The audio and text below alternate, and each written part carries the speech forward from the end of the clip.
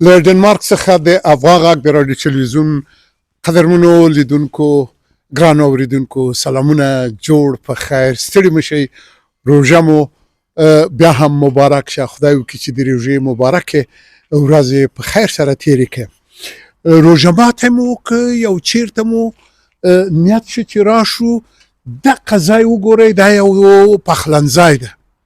او دې پخلنځی ته راغلي یو اشپزخانې ته وګورو چې په دې روژه ماتي کې تاسو له موږ سره کوم ډول غذاګانې ګورئ بیننده و شنونده عزیز و گرامی امیدوار هستم جور و سلامت باشین روزهای مبارک ماه رمضان خوش بگذرانین و اینه بخیر دیگه آرام آمادگی عید است خب آمدیم به یک آشپزخانه در کوپنهاگن در دنمارک ببینیم که افطار ما در این آشپزخانه از چی قرار است چی چیزای است و یگان گپا است که پسان برتان میگم قدرمن لیدونکو دلته ډېرې ښې خبرې زه تاسو ته لرم یو ځای به سره وګورو او بیا به په پای کې زه دا پیغام ستاسو حضور ته به وړاندې کړم راځئ له موږ سره یو ځای د پخلنځی او اشپزخانه به سره یو ځای وګورو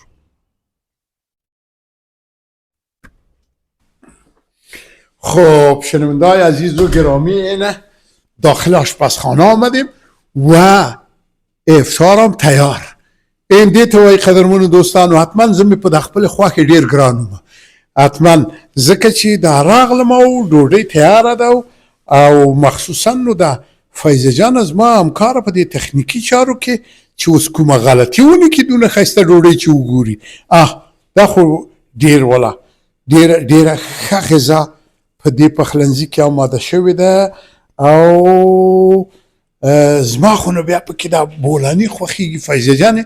ته دا کمره ده ګوره ته دغه سهار ته راشه ګوره چې زه یو معرفي کړم دا یې ښایسته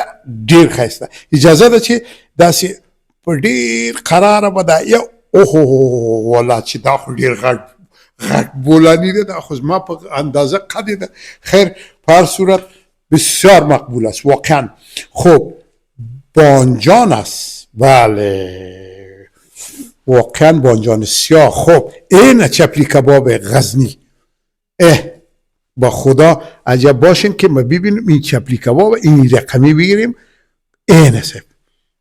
دغه است چپلی کباب کله خو ویل چې د جلال آباد مګر دا د غزنی ده د غزنی ډیر ښکلی هماغسې ښه وریجې چې دي وریجې زه فکر کوم د بغلان دي دا وریجې د بغلان دي فکر کوم او دا وګورئ منتو اینه دیگه منتو را دیگه د زدن میشه ای خورده میشه قدرمون لیدونکو دا به یو سره خورونو ګورو چې اینه سبزی رو ببینین ګورئ چې دا سابه هم ډیر خسته پاخه کړی دي او دا هم بله قورمه ده د چرګ د سینې او دا هم وطنی ډوډۍ دغه ده اینه ببینین که می اردوی ما رخ در رخ شویم نچیم که کدام ما مقبول است این نان یا ما در صورت از ما خود اگه تیر است مقبولی پیرکی ها چی باشه خود در صورت این است یک سلات بسیار مقبول واقعا و یا نوع دیگه سلات خادیک بیا گور انارم دی دی انار دانی دی پکه